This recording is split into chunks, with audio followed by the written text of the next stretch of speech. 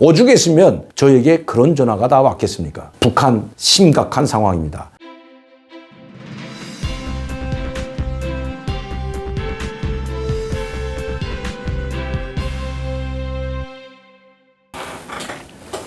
안녕하십니까 여러분.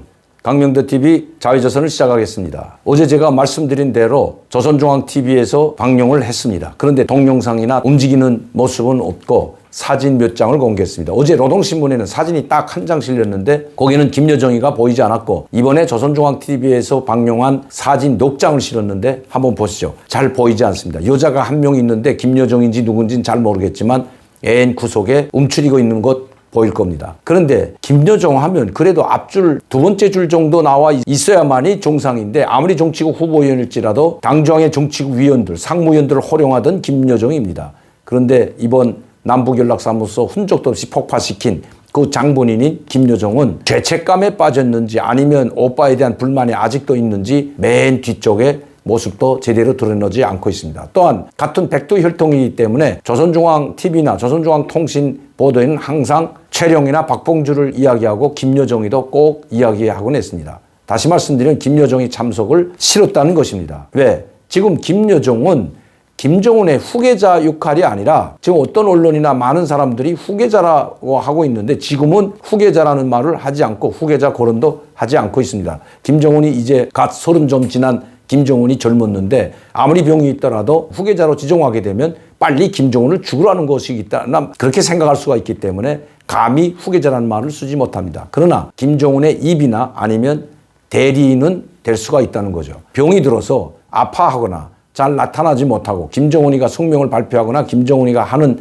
이야기를 제때 하지 못한다면, 즉 언론에 자주 나타나지 못하면 대신 동생 김여정을 내세워서 대리 정치를 하는 형태를 취해 왔다는 것입니다. 대리인자 역할은 할 수 있지만 후계자 역할은 하지 못하고 있는 것 틀림이 없습니다. 왜냐하면 후계자라는 말을 꺼내지조차 못하는 것이 북한의 현실입니다. 제가 이렇게 말씀드리는 것은 어제 제가 방송을 할 때 김여정이 노동신문에 실은 사진에는 나오지 않았기 때문에 제가 김여정이도 보이지 않는다고 했습니다. 물론 현성월이나 이설주는 보이지 않습니다. 살아있다고 나왔던 김경희도 보이지 않습니다. 김경희 아버지는 김일성입니다. 공연 관람을 하러 가면서, 여러분 보셨죠? 이번 금년 1월 24일 날 설명절 때 북한에서는 이제 설명절 기념 공연이 있었는데, 그때 김정은과 이설주, 김여정 그리고 김경희라는 인물이 하나 나타났습니다. 이런 공연 관람을 하는 걸 보면 건강도 괜찮아 보이는데 김일성 생일 때 참배도 안 나타나고, 이번 김일성의 사망 26주기에도 김경희가 보이지 않습니다.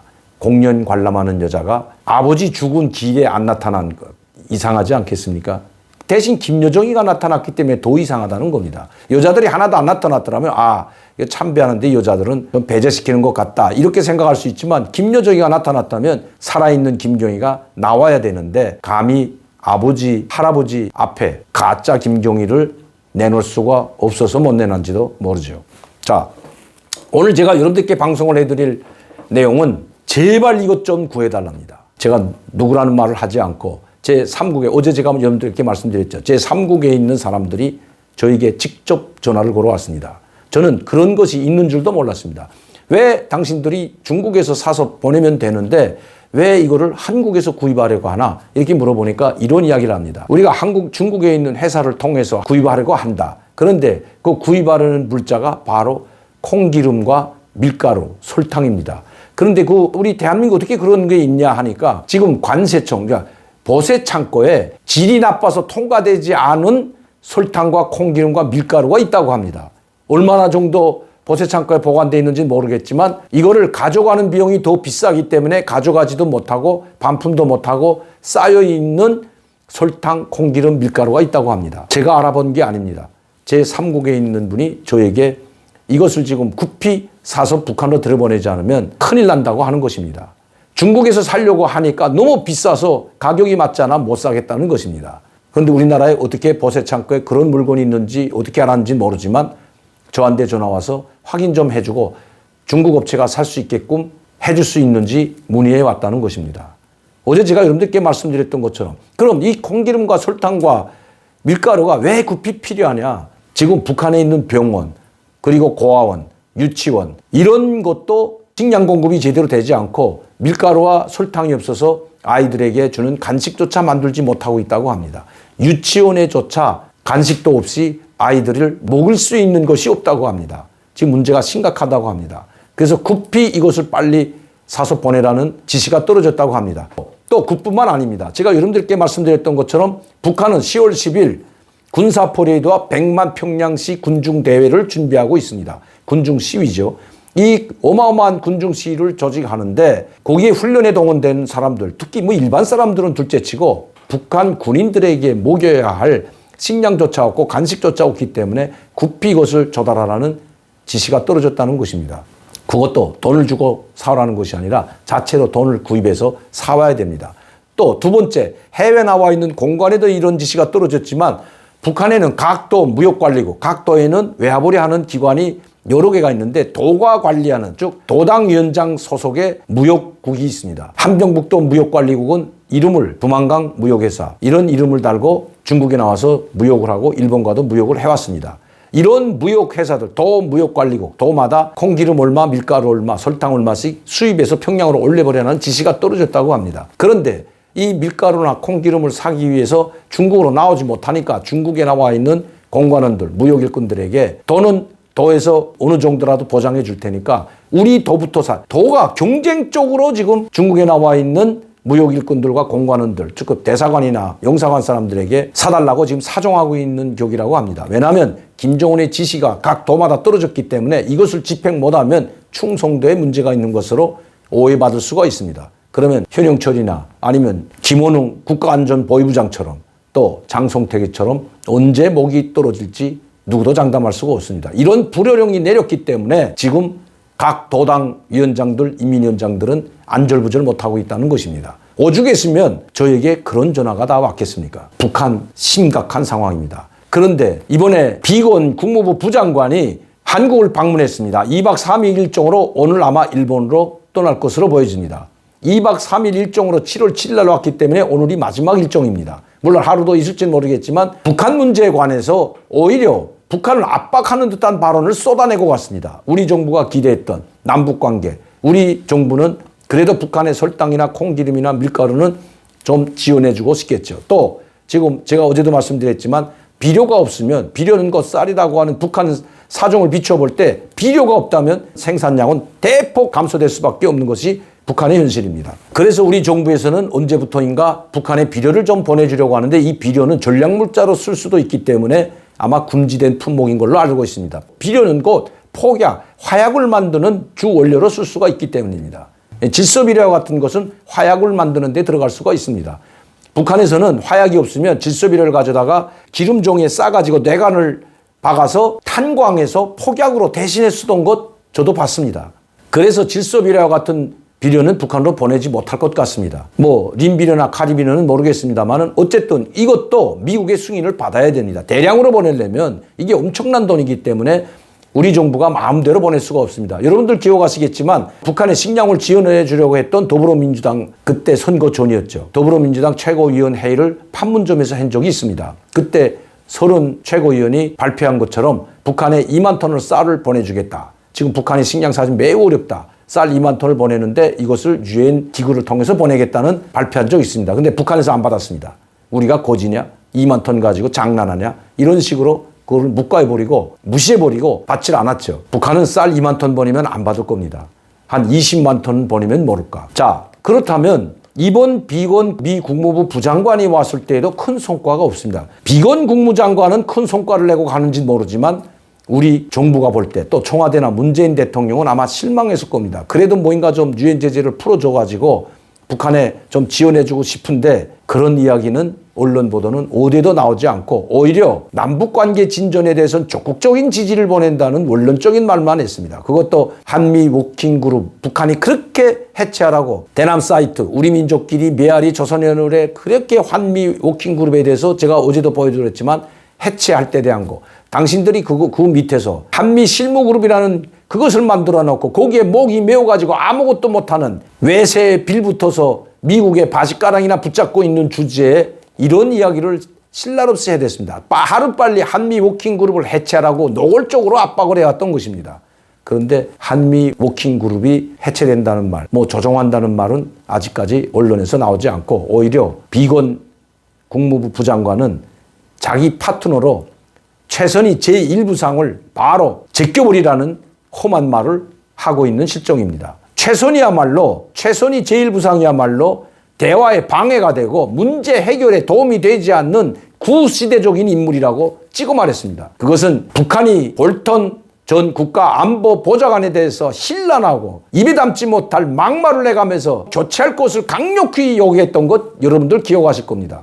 트럼프가 아마 그래서 교체했는지 모릅니다. 그런데 이번엔 반대로 비건 국무부장관이 북한의 최선희를 바로 교체하고 자기의 파트너를 빨리 지정하라고 압박하고 있다는 것입니다. 비건 부장관이 최선희가 아무런 권한이 없고 힘도 없는 제1부상 아니라 당정인의 부위원장, 국무위원회 제1부위원장인 최룡해도 호수아비인데 하물며 외무성 제1부상 따위가 어떻게 권한이 있고 어떻게 김정은을 대신해서 자기가 결정을 모든 것을 할 수 있겠습니까?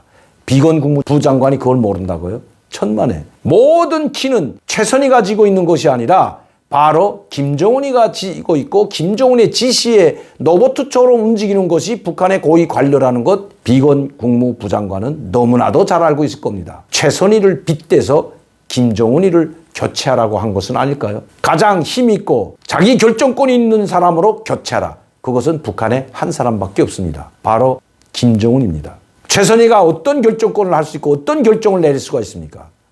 호수아비에 불과합니다. 김정은이가 이렇게 하라면 이렇게 하고 저렇게 하라면 저렇게 하는 것이 바로 최선희이고 최선희뿐만 아니라 김영철, 이선권, 최룡해, 박봉주, 김재룡 모든 북한의 2인자, 3인자, 4인자라고 그 위치에 있는 사람들 다 똑같다는 것입니다. 비건 국무장관은 그것을 알면서도 볼턴을 교체한 이후에 북한에 되갚아준다고 저는 생각합니다. 그리고 압박 메시지가 있다는 것입니다. 이런 말도 했습니다. 북한에서 우리는 미국과 마주 앉을 생각이 없다. 우리는 사진 노름이나 사진이나 찍고 정치적으로 이용이나 하려는 미국과는 대화할 생각이 조금도 없다고 찍어 말했습니다. 그러자 비건 국무부장관은 이렇게 답변을 했습니다. 나는 북한에 회담을 하자고 제의한 적이 없다. 이것이 비건 국무부장관의 방안의 주된 목적입니다.